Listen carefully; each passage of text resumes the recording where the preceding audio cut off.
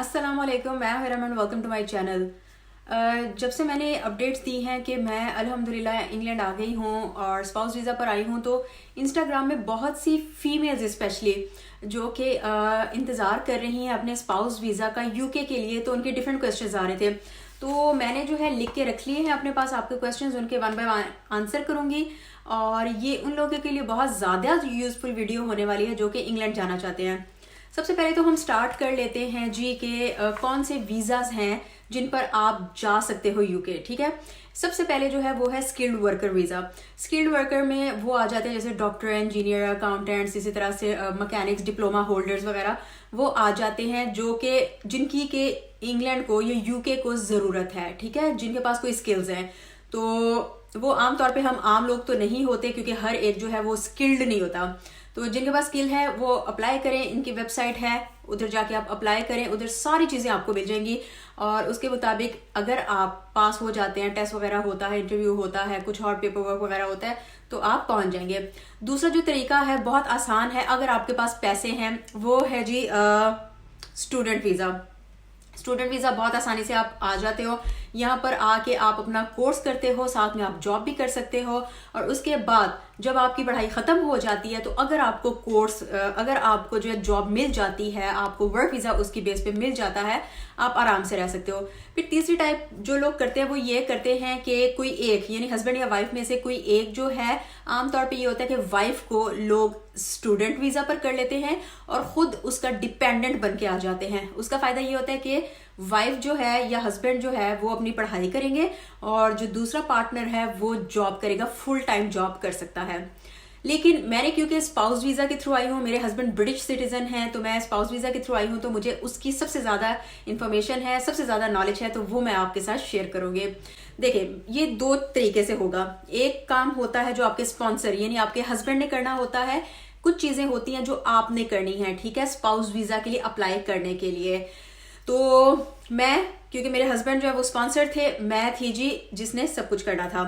अब सबसे पहले जो आपने चीज़ करनी होती है वो ये है कि आपने करना होता है अपना इंग्लिश टेस्ट। हाँ, अगर आपने यूके की किसी यूनिवर्सिटी से पढ़ाई वगैरह की है तब आपको ज़रूरत नहीं है, लेकिन आमतौर पे आपको पता है कि हमने अपने ही मुल्क में रह के पढ़ाई की होती है और उसकी डिग्री को या तो आप इवेल्युएट करवाओ या फिर आप आसान तरीन ये है कि आइल्स का टेस्ट दो। आइल्स का जो टेस्ट होता है अगर आप स्पाउस वीज़ा के लिए अप्लाई करो वो होगा आइल्स A1। आइल्स में आपका जनरल या एकेडमिक ये नहीं चलेगा, आपका चलेगा आइल्स A1 जो बहुत ही आसान होता है। उसमें जो है आपको जैसे जनरल या एकेडमिक में होता है ना कि 4 पार्ट्स होते हैं, स्पीकिंग, लिसनिंग, राइटिंग, रीडिंग। तो इसमें आपका होता है जी स्पीकिंग और आई थिंक लिसनिंग, ये 2 पार्ट्स होते हैं। बहुत ही आसान होता है। अगर आपकी इंग्लिश थोड़ी ज़्यादा अच्छी है तो आप B1 भी दे सकते हो, लेकिन ये कि A1 या B1, ज़्यादा लोग A1 ही करते हैं। आइल्स का टेस्ट आपने दे लिया, आइल्स की वेबसाइट पे जाके आपको सारी इंफॉर्मेशन मिल जाएगी। अच्छा, किसी भी जगह से आप दे सकते हो। जैसे मैं सऊदीया में रह रही थी तो मैंने सऊदीया में सबसे पहला काम जो किया था वो था आइल्स का टेस्ट देना। बहुत आसान होता है, इसमें स्कोरिंग नहीं होती, इसमें या पास होते हो आप या फेल होते हो, ये 2 चीज़ें आपको बस बताते हैं। तो आइल्स का आपने टेस्ट दे लिया। उसके बाद जो दूसरी चीज़ आपने करनी है, ठीक है, जिसका वीज़ा अप्लाई हो रहा है स्पाउस वीज़ा, वो है जी आपने करना है अपना टीबी टेस्ट। अच्छा, ये मैं ये कंसीडर करते हुए बना रही हूँ कि मेरी जो ऑडियंस है वो ज़्यादातर इंडिया, पाकिस्तान, बांग्लादेश इस तरह के कंट्रीज से है, तो इन कंट्रीज को हर सूरत में टीबी टेस्ट करना ही करना है। हाँ, सऊदी अरेबिया हो गया, यूएई हो गया, तो उसके लिए टीबी टेस्ट नहीं है, तो वो भी आप इनकी वेबसाइट पे जाके देख सकते हो। उधर लिस्ट उन्होंने दी हुई है कि कौन कौन से कंट्रीज को आप टीबी टेस्ट करना होगा, कौन कौन से कंट्रीज है जिनको टीबी टेस्ट नहीं करना होगा। उसकी भी इतनी ज़्यादा फीस नहीं, आई थिंक जब मैंने दिया था 1 साल पहले की बात है, मैंने पाकिस्तान में, क्योंकि फिर मैं पाकिस्तान शिफ्ट हो गई थी, तो पाकिस्तान में आके मैंने अपना टीबी टेस्ट करवाया था और उसका लगा था, फीस थी जी लाहौर से 11,000 रुपये। ठीक है, अब बढ़ गई हो मुझे आइडिया नहीं है, लेकिन ये है कि 11,000 रुपये थी। तो आपकी 2 चीज़ें हो गई। ये 2 चीज़ें आपकी ज़रूर होनी चाहिए। आपके पास आपका पासपोर्ट होना चाहिए, आपका आइल्स होना चाहिए, आपका टीबी टेस्ट होना चाहिए। चलो जी, आइल्स का भी जल्दी रिजल्ट आ जाता है, मेरे ख्याल में 2 हफ्ते में आ जाता है, और टीबी टेस्ट का भी जल्दी रिजल्ट आ जाता है। और ये वैलिड होती हैं जी, आइल्स होता है 1 साल के लिए वैलिड और टीबी टेस्ट होता है 6 मंथ के लिए वैलिड। लेकिन आपको अगर एक्सपायर भी हो जाए तो कोई मसला नहीं। ये हो गया जो कि बंदी को, बीवी को जिसका वीजा लगना है उसको अरेंज करना है, बीवी है या हस्बैंड जो भी है, ठीक है। अब आपका जो स्पॉन्सर है वो क्या करेगा, उसको जो कलेक्ट करना है उसको एक तो करना है टेनेंसी अग्रीमेंट, अगर वो रेंट पे रह रहा है, या अगर उसका अपना घर है तो वो फिर करेगा प्रोड्यूस जी अपने घर के पेपर्स, ठीक है, मॉर्गेज पेपर्स हो गए, प्रॉपर्टी पेपर्स हो गए वगैरह। अगर आप रेंट पर हो तो आपने टेनेंसी अग्रीमेंट लेना है अपनी एजेंसी से, अगर आपने नहीं अभी तक लिया हुआ, वैसे तो लिया ही होता है। दूसरी चीज आपको चाहिए जी, आपकी सैलरी 18,600 पाउंड मिनिमम या उससे ज्यादा होनी चाहिए एक साल की, ठीक है, टैक्स से पहले। तो अगर आपकी सैलरी 18,600 के बजाय 18,599 भी है तब भी आप अप्लाई नहीं कर सकते, ठीक है। तो अगर आपकी सैलरी 18,600 पर ईयर या उससे ज्यादा है तो आपने 6 महीने की अपनी बैंक स्टेटमेंट, 6 महीने की अपनी जैसे कंपनी से आपको जो है सैलरी स्लिप मिलती है वो, और साथ में आपने अपना एम्प्लॉयमेंट लेटर ये लगाना है, साथ में फिर आपका हो जाएगा जी टेनेंसी अग्रीमेंट, वो हो जाएगा आपका। उसके अलावा अपना प्रूफ ऑफ एड्रेस दिखाने के लिए आप कोई भी बिल लगा सकते हो, जैसे वाटर बिल हो गया, इलेक्ट्रिसिटी बिल हो गया, वो हो गया।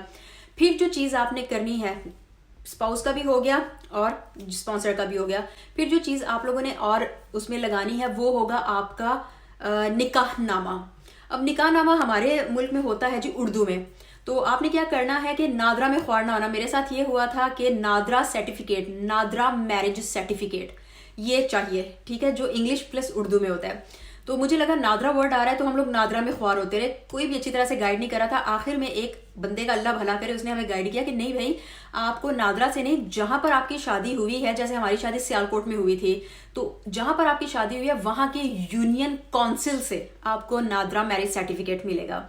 तो आप लोगों ने क्या करना है, अगर आपका उर्दू में निकाह नामा है तो उसको ट्रांसलेट करवाने में बिल्कुल पैसे जाया नहीं करो, चुपचाप अपने यूनियन काउंसिल में जिस जगह के पर भी आपकी शादी है वहां के यूनियन काउंसिल में जाओ, वो आपका निकाहनामा आपको निकाल देंगे, ठीक है।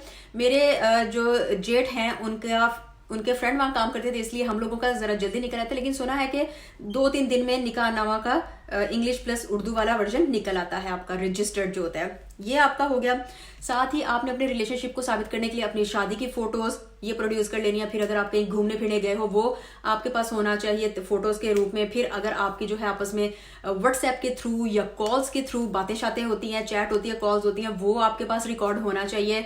ये सारा बताने के लिए कि ऑथेंटिक केस है, आप वाकई मियां बीवी हो, बस फेक शादी नहीं है आपकी। ये सारी चीजें जब आप कर लोगे तो आप रेडी हो जाते हो वीजा के लिए अप्लाई करने के लिए। अब जो सवाल आप लोगों ने किए थे वो देख लेते, कौन अप्लाई करेगा। अप्लाई कोई भी कर सकता है, या स्पॉन्सर कर ले या फिर जो है स्पाउस कर ले। जैसे मेरे मामले में मैंने खुद किया था, मेरे हस्बैंड ने मुझे चीजें दे दी थी और मैंने खुद अप्लाई किया था, तो उससे कोई फर्क नहीं पड़ता, किसी भी कंट्री से आप अप्लाई कर सकते हो। फिर हमने कहा था कैसे अप्लाई होगा और कितनी फीस है। अच्छा, कैसे अप्लाई होगा, इनकी वेबसाइट है, वहां पर जाके ही अप्लाई होगा, ठीक है, मैं लिंक आपको दे दूंगी ये सारे। और फीस कितनी है, फीस 2 तरह की होती है, एक होगी आपकी एप्लीकेशन फी और एक आपकी होगी जी IHS फी, ठीक है, जो इनका हेल्थ सिस्टम है उसकी फीस होती है। तो ये दोनों फीसें मिला के आपको इकट्ठी एक साथ ही पे करनी होती हैं। वो जब आप एप्लीकेशन फिल कर रहे होते हो वो साथ के साथ ही वो आपने फी पे कर देनी है। तो उसमें ये है कि वो ऊपर नीचे हो सकती है, जैसे IHS की फी 1800 है, ठीक है, लेकिन जब ये फॉरेन एक्सचेंज रेट करते हैं ना तो उस हिसाब से फीस ज्यादा भी हो सकती है, तो उसमें आपने परेशान नहीं होना। जैसे हमें जो है 1800 की जगह जो है 1900 समथिंग या 2000 समथिंग पे करना पड़ा था, मुझे याद नहीं है, 1 साल पुरानी बात है। फिर जब आप ये एप्लीकेशन फिल कर लोगे, अगली चीज आती है कि आपने बायोमेट्रिक डेट लेनी है, बायोमेट्रिक जिसमें जाके आप अपने थंब इंप्रेशन, फिंगर इंप्रेशन दोगे जाके, ठीक है। बायोमेट्रिक डेट के लिए भी जो है वो आपको जब आप एप्लीकेशन फिल करोगे फिर वो साथ ही आपको लिंक भेज देंगे, वहां पर आप जाओगे, वहां पर आप डेट चूज कर सकते हो। पाकिस्तान में जो सेंटर्स हैं इस्लामाबाद में है, कराची में है, लाहौर में है और मीरपुर में है। बाकी सिटीज में जो लोग रहते हैं वो अपने पास का जो सेंटर है उसमें देखेंगे डेट और उसके मुताबिक करवाएंगे, ठीक है। जो डेट आपको आसान लगेगी, जो डेट आपको सुटेबल लगेगी अपने लिए, वो आप डेट चूज कर लोगे। अच्छा, कभी कभार ऐसा होता है कि डेट फॉरन नहीं भी मिलती, ठीक है। जैसे कराची, जब मैं अपने लिए ढूंढ रही थी तो कराची सेंटर में तो आपको 2-3 दिन के बाद की मिल रही थी, लेकिन मेरे लिए कराची जाना मुश्किल था क्योंकि मैं लाहौर में रहती हूँ, तो मुझे तकरीबन 20 दिन बाद की मिली थी। तो अगर आप देख लो, अगर आपको इतनी जल्दी नहीं है तो आप उस हिसाब से डेट ले लो, अदरवाइज आप फिर अपना सेंटर कोई भी अपनी जहां पर आप आसानी से जा सकते हो उस हिसाब से कर सकते हो। बायोमेट्रिक की डेट भी आपके पास आ गई, एप्लीकेशन फी वगैरह आपने जमा करवा दी है। अब क्या होगा कि आपने जब बायोमेट्रिक की डेट आएगी उससे 24 घंटे पहले तक ये जो डॉक्यूमेंट्स मैंने आपको बताए थे ना, अपना आइल्स हो गया, ये सारी आपको लिस्ट एक नजर आ जाएगी कि आपने ये डॉक्यूमेंट सबमिट करवाने हैं। ठीक है, अब जिस दिन आपकी बायोमेट्रिक है तो उस दिन आपने क्या क्या लेके जाना है, पूरा बंडल उठा के मत लेके जाओ। आपको जब आप डॉक्यूमेंट अपलोड करोगे ना तो उसकी वो बाद में एक खुद ही एक रसीद, एक ना स्लिप सी आपको निकाल देंगे। ठीक है, तो वो आप लेके जाओगे। फिर आपको देंगे जी वो एक चेकलिस्ट, जिसमें डॉक्यूमेंट चेकलिस्ट जिसे कहते हैं कि हाँ ये करवा दिया, ये करवा दिया, ये करवा दिया, ये करवा दिया, वो आप लेके जाओगे। और अपना पासपोर्ट, बस ये 3 चीजें, अपना पासपोर्ट, अपना डॉक्यूमेंट चेकलिस्ट और जो डॉक्यूमेंट्स आपने अपलोड करवाए हैं उसकी लिस्ट, ये 3 चीजें होंगी आपकी। मैंने देखा है लोग इतने बड़े बड़े बंडल्स उठा लाते हैं कि पता नहीं किस चीज की जरूरत पड़ जाए, ऐसा कुछ भी नहीं है। हाँ, अगर डर तो नहीं गए मेरे हाँ कहने पे, हाँ अगर उधर इन्होंने ये ऑप्शन भी दिया होता है कि अगर आपको लग रहा है कि यार पता नहीं मैं डॉक्यूमेंट अपलोड सही तरह कर पाऊंगा या नहीं, या कर पाऊंगी या नहीं, फिर आप अपने डॉक्यूमेंट्स बेशक सारे अपने साथ ले जाओ और वहां पर वो एक्स्ट्रा फी लेते हैं, एक्स्ट्रा चार्जेस होते हैं। मेरे ख्याल में 70 या 65, मुझे एग्जैक्ट याद नहीं है क्योंकि मैंने जो है खुद ही किए थे इसलिए मुझे याद नहीं है। तो इतनी फीस वो लेंगे आपसे और वो आपके डॉक्यूमेंट्स सबमिट कर देंगे, शायद ज्यादा भी हो, मुझे अभी बिल्कुल याद नहीं है। फिर जब आप बायोमेट्रिक करवाने वाले दिन जाओगे तो अपने सेंटर में जाओगे, बहुत स्मूथ होता है। आपने जाना है, जाके आपने उनको बताना है मेरी आज जो है बायोमेट्रिक डेट है, वो आपको बताएंगे फलां जगह चले जाओ, वहां जाके बैठो, नंबर्स चल रहे होंगे, अपने नंबर के मुताबिक आप जाओ, उधर जाके आप अपना पासपोर्ट दोगे, उसके बाद वो आपको बता देंगे वो फलां रूम में आप जाएं, वहां पर ऑफिसर बैठा होगा या बैठी होगी जो आपके थंब का इंप्रेशन और आपके फिंगर्स का इंप्रेशन लेंगे और दैट इज ऑल। साथ में आपको वो एक जो है एनवलप देंगे जिसके ऊपर आपका नंबर होगा कि जिस दिन आपको आपका पासपोर्ट रिसीव होगा तो ये नंबर आपको दिखाना पड़ेगा। वैसे मेरे वक्त जो है नंबर नहीं दिखाना पड़ा था, उन्होंने मेरा ओरिजिनल आईडी कार्ड बस देखा था। तो ये बायोमेट्रिक का हो गया। उसके बाद आपने बस वेट करना है। अब आप पूछोगे कि कितना वक्त लगता है। देखिए, जब मैंने अप्लाई किया था तब यूक्रेन और रशिया की लड़ाई थी, तो इसलिए जरा ज्यादा टाइम लग गया था। इन्होंने 6 महीने कर दिया था, 24 वीक्स कर दिया था, लेकिन मेरा यह है कि अल्हम्दुलिल्लाह 4 मंथ्स के अंदर आ गया था। तो अब फिर इन्होंने ये कर दिया है कि अब मैंने जो देखा है ना, क्योंकि मैंने 1-2 ग्रुप्स ज्वाइन किए हैं फेसबुक पे, तो मैंने जो देखा है उसके मुताबिक ये है कि लोगों के तकरीबन 3 मंथ 3.5 मंथ लग रहे हैं। अच्छा, मजे की बात ये प्रायोरिटी सर्विस भी दे रहे हैं। 560 समथिंग फी है, 560 पाउंड या 565 पाउंड फी है। तो अगर वो आप देते तो प्रायोरिटी सर्विस का ये फायदा है कि आपको 10 से 15 दिन के अंदर जो है आपका रिजल्ट मिल जाता है कि हाँ भाई आपका वीजा लग गया, जा सकते हो, या वीजा रिजेक्ट हो गया। लेकिन ये कि रिजेक्शन बहुत कम होती है अगर आपने अपने डॉक्यूमेंट सारे अपलोड करवाए हैं। तो उसके बाद ये है कि तो कितना वक्त लगेगा, अब वक्त थोड़ा रिड्यूस हो गया है, अब जो है 3 महीने में हो जाता है लोगों का। अच्छा, कैसे पता लगता है कि आपका वीजा अप्रूव हुआ है या नहीं? वो आपको सबसे पहले एक ईमेल करते हैं जिसमें वो कहते हैं कि आपका डिसीजन हो गया है। अब वो डिसीजन पर खुश ना होना, क्योंकि हो सकता है कि वो डिसीजन सक्सेसफुल है या अनसक्सेसफुल है।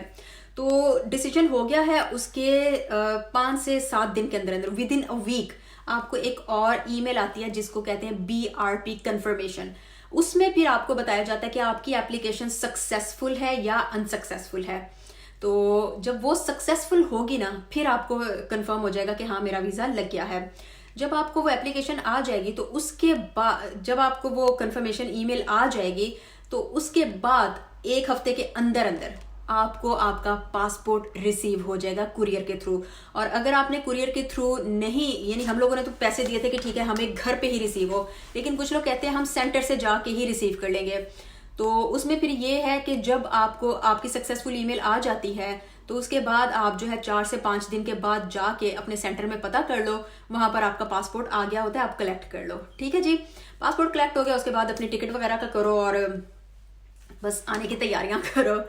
अच्छा, वीज़ा अगर रिफ्यूज़ हो जाए आपका तो क्या करें? तो अगर आपका वीज़ा रिफ्यूज़ हो जाता है तो आप अपील कर सकते हो, वो कोई मसला नहीं। अच्छा, यहाँ पर एक और चीज़ भी कह दूँ कि कुछ लोग होते हैं उनका केस थोड़ा सा ना स्ट्रेट फॉरवर्ड नहीं होता, कोई ना कोई मसला, ऑफिसर को कोई शक हो जाता है या कोई ऐसी चीज़ होती है जो कि ऑफिसर को लगता है, इमिग्रेशन ऑफिसर को, कि नहीं इसने कुछ घपला किया हुआ है। तो केस स्ट्रेट फॉरवर्ड नहीं है, इसकी ईमेल आ जाती है, साथ में आपको रीज़न दिया होता है। तो आप अगर कोई डॉक्यूमेंट मांगे हैं या कोई मजीद एक्सप्लेनेशन मांगी है तो वो आप उनको दे दो और फिर आपका जो है रिप्लाई आ जाता है कि ठीक है भाई सही है या हमें मजीद डॉक्यूमेंट चाहिए वगैरह वगैरह।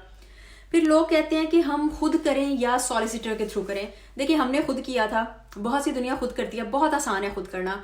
तो मैं बेहतर यही कहूँगी कि अगर आपको लगता है कि आपका केस स्ट्रेट फॉरवर्ड है, यानी कि कोई झोल नहीं है उसमें कि डिवोर्स का कोई मामला हो पहले शादी का, या फिर जो है जॉब फेक दिखा रहे हों, या फिर जॉब जो है बहुत ज़्यादा चेंज की हुई हैं वगैरह वगैरह, तो फिर आप खुद ही अप्लाई करो। लेकिन अगर कोई मसले मसाइल हैं, बहुत पुराना कोई केस है या फिर जो है कोई भी किसी भी किस्म का कोई मसला है, तो बेहतर है फिर सॉलिसिटर को कर लो। लेकिन यह है कि फजूल में पैसे ज़ाया ना करो, बहुत आसान होती है सारी एप्लीकेशन। तो यहाँ पर ख़त्म करते हैं आज की वीडियो। जो भी क्वेश्चंस होंगे आप मुझसे मजीद पूछ सकते हैं, मैं मेक श्योर करूँगी कि इस वीडियो के नीचे जो भी क्वेश्चंस आएंगे उनका डिटेल में आप लोग को जवाब दूँ। तो आपसे फिर मुलाकात होगी, दुआ में याद रखें, अपना ख्याल रखें, अल्लाह हाफिज़।